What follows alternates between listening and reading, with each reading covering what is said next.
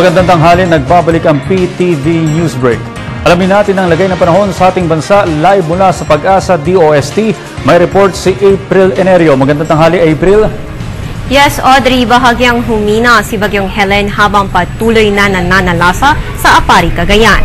Sa inilabas na weather bulletin ng Pag-asa, kaninang alas 10 ay huling namataan si Helen sa layong 40 kilometro sa timog-timog silangan ng Apari, Cagayan. Taglay nito ang lakas ng hangin na 75 kilometers per hour malapit sa gitna at ang pagbugso nga abot sa 90 kilometers per hour. Patuloy ang pagkilos nito pa west-northwest sa bilis na 13 kilometers per hour.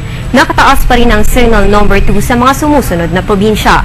Sa Cagayan, kasama na ang Calayan at Babuyan Group of Islands, Isabela, Northern Aurora, Quirino, Nueva Vizcaya, Benguet, Ifugao, Mountain Province, Ilocos Sur, Ilocos Norte, Apayao, Kalinga, Abra at sa Batanes Group of Islands. Habang may signal number 1 naman sa Nueva Ecija, Pangasinan, Tarlac, La Union at sa natitirang bahagi ng Aurora. Kaya't pinaalalahanan na natin ang mga residente ng mga nabanggit na probinsya na maging alerto sa posibilidad ng flash floods at landslides. At nakataas ang gale warning sa seaboards ng Central at Southern Luzon, pati na rin sa Visayas dahil sa bagyo at habagat. Ang Metro Manila ay makakaranas din ng maulan na panahon dulot ng southwest monsoon. Bukas ay inaasahan ng makalalabas ng Philippine Area of Responsibility itong si Bagyong Helen at by Friday and over the weekend ay makakaranas na tayo ng unti-unting pagganda ng panahon. At yan ang pinaka-latest mula dito sa Pag-asa DOST. Para sa Telebisyon ng Bayan, April Enerio.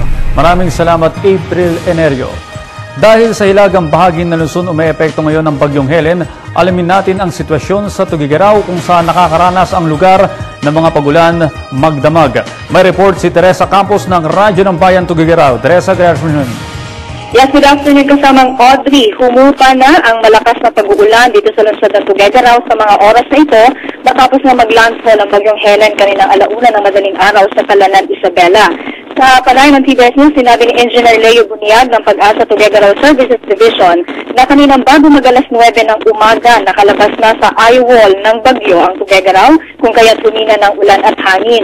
Kaninang alas 7 rin ng umaga ay isinara na ng Magat Dam sa Ramon Isabela ang lahat ng gates nito bagamat patuloy na tumataas ang Ilog Cagayan at mga tributaries nito. Dahil dito'y nakantabay na mga local DRRMCs dito sa Cagayan sa posibleng pagtaas ng tubig sa loob ng 24 oras.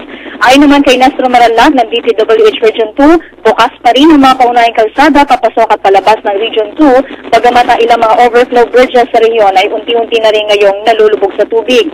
Pansamantala rin itinigil ng DPWH ang operasyon ng barge at ferry boats sa pagtatawid ng mga sasakyan at pasahero sa Ilog Cagayan sa Magapit Lalo, bagamat pinapadaan pansamantala mga tao sa ginagawang Magapit Suspension Bridge ang kauna-unang suspension bridge sa buong Asia. Yan ang ulat mula rito sa Radyo ng Bayan Tuguegarao. Teresa Campos, nag-uulat. Maraming salamat, Teresa Campos. Samantala, alamin naman natin ang sitwasyon sa Bontoc Mountain Province. May report si Apollo Adain ng Radyo ng Bayan. Good afternoon, Apollo. Yes, magandang hapon na kasamang Audrey. Naka-alerto ang Mountain Province Provincial Disaster Risk Reduction Management Council upang masiguro ang kaligtasan ng mga residente. Bagamat sa ngayon ay humupa ang ulan dito mismo sa Bontoc Mountain Province, nanawagan ang Mountain Province PDRRMC sa mga mamayan na mag-ingat at palaging naka-alerto, lalo na yung mga nakatira sa mga landslide prone areas. Dahil naman sa malakas na ulan ay na naranasan kagabi dito, naapektuhan ng ilang pangunahing lansangan palabas at papasok dito sa Bontoc. Ang Bontoc o ang Mountain Province Kalinga Road via Tinglayan ay sarado dahil sa pagguhod ng lubak sa may Ampawilan Road section.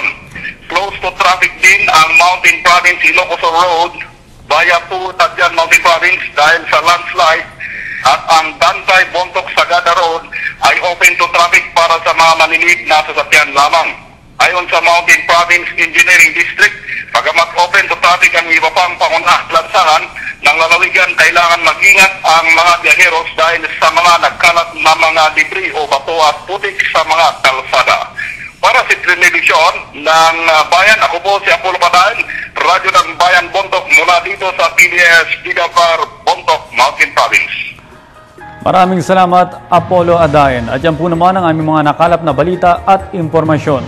Ang tabayanan ang news at 1 makalipas ang 1 oras. Ako po si Audrey Goriseta.